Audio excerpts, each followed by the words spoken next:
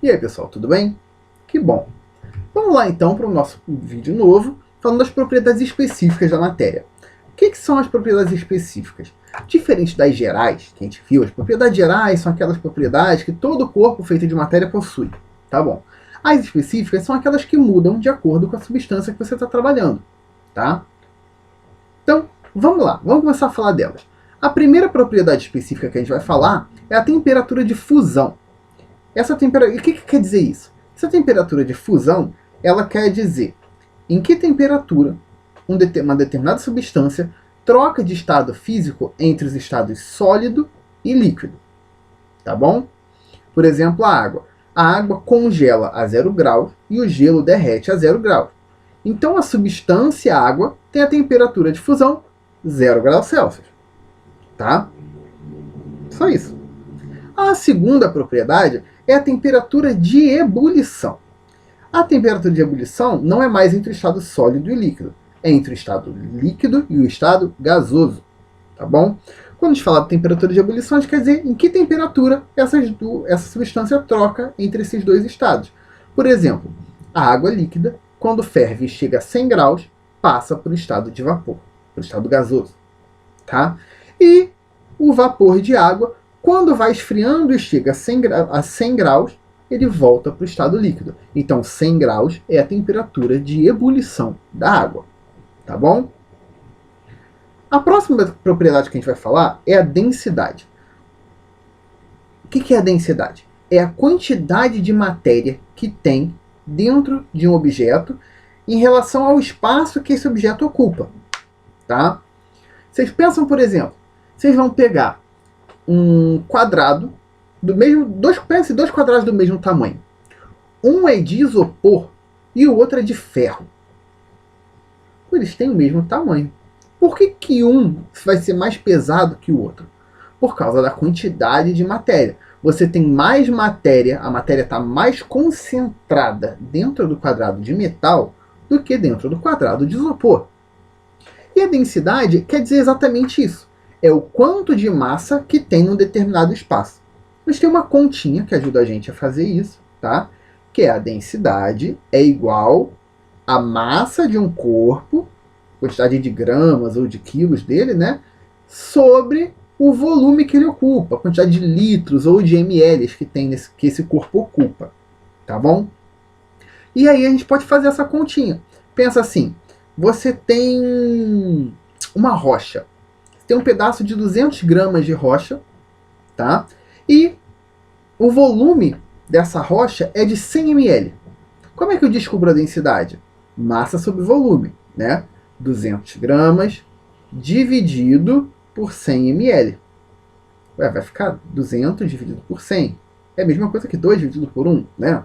Então vai ser 2 gramas por ml. Podia ser quilos por litro se a gente estivesse fazendo quilo e litro. Vai ser sempre relativo às duas unidades que a gente trabalhou. Se a gente mexeu com grama e com ml, é grama por ml. Se mexeu com quilo e com litro, é quilo por litro. Enfim, o que basta a gente lembrar é, pensa que no isopor, pensa que as pontas dos meus dedos são moléculas, são pedaços de matéria. Nos casos que a gente deu, o isopor ele tem as partículas de matéria bem afastadinhas uma da outra. No caso do ferro, ele vai ter as partículas de matéria muito juntas. Olha só, é a mesma quantidade de matéria. 5 pontinhas de dedo. Só que aqui está afastado, ocupando um espaço maior. Aqui está concentrado e ocupa um espaço menor. Aqui é mais denso, aqui é menos denso. Tá bom? Ok. Vamos para as próximas propriedades. A próxima é a tenacidade. O que é isso? Tenacidade é quão resistente o objeto é a quebrar. Tá? É basicamente quanta força esse objeto aguenta até quebrar. E a gente tem uma outra parecida, que é a dureza. Só que a dureza é o quanto um objeto é capaz de riscar, de arranhar outro objeto. Tá? Também tem a ver com essa resistência física. A dureza ela pode ser medida numa escala que vai de 1 a 10, tá? Uma escala de dureza dos minerais, sendo que 1, o objeto com menos dureza, é o talco, e o 10 é o diamante. Tá? Tanto que o diamante ele tem uma dureza tão grande e uma certa tenacidade também, que quando eles vão cortar diamante para fazer aquela paradinha, né, naquela forma bonitinha, eles precisam usar um outro diamante para quebrar o diamante que eles estão lapidando, né? Então, a substância, o diamante é a substância atualmente uma das maiores durezas conhecidas pela humanidade, tá? E, lembrando, dureza não é o quanto ele resiste a quebrar, isso é tenacidade. Dureza é a capacidade de riscar outra coisa, tá? Outra característica que a gente vai ver agora é a solubilidade. Solubilidade é o quanto uma substância dilui em água. Tem substâncias que são solúveis, assim, são muito solúveis, diluem muito. Tem outras que diluem pouco. Tem outras que não diluem, nem se misturam na água, tipo óleo, tá? São características diferentes dependendo de cada substância que a gente trabalhar, tá bom? E a gente tem agora um grupo de características que a gente chama de propriedades organolépticas. Nome estranho, né? Um pouco difícil. Basicamente, o que são isso? São as propriedades que são relacionadas com os nossos sentidos, com como a gente sente aquilo.